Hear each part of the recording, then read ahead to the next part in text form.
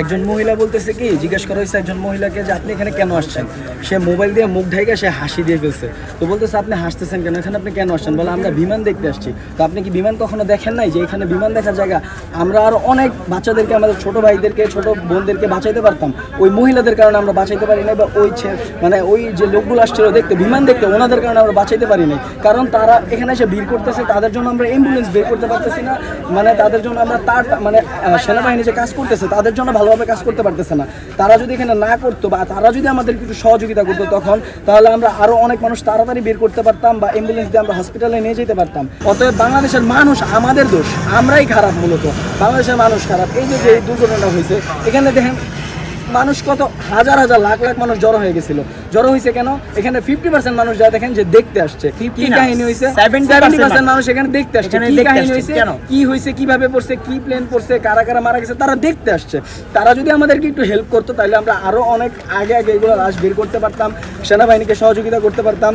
যতদিন না জনগণ ভালো হবে ততদিন এই বাংলার জমিনে যত মানুষ আসবে, প্রধানমন্ত্রী হোক, রাষ্ট্রপতি হোক, সবার নাম খারাপ হবে, শিক্ষা উপদেষ্টা হোক, সবার নাম খারাপ হবে।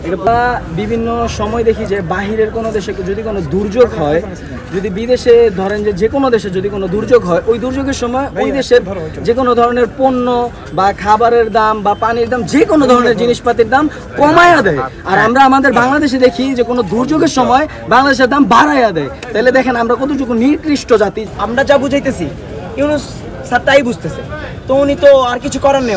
ওনারে এই প্লেনের যে বিধ্বস্তরা হয়েছে সবাই ওনারে দোষ দিতেছে, এমনি অনেক মানুষের দোষ দিতেছে। কেন? এটা তো আর ইচ্ছাকৃতভাবে করা হয়নি, এটা একটা অ্যাক্সিডেন্ট। আমরা রাস্তাঘাটে দেখি হচ্ছে বিভিন্ন প্রত্যেক দিনই অ্যাক্সিডেন্ট হয় রাস্তাঘাটে। তো এই বিমান পথে 10 বছরে কি 2টা অ্যাক্সিডেন্ট হওয়া, এটা কি কোনো স্বাভাবিক বিষয়? অ্যাক্সিডেন্ট এটা কেউ বলে আসে না, আমরা প্রতিদিন রাস্তায় অ্যাক্সিডেন্ট দেখি।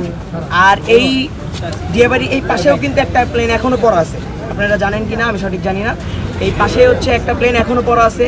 তো এইরকম 10-12 বছরে 1-2টা প্লেন পড়া এটা স্বাভাবিক।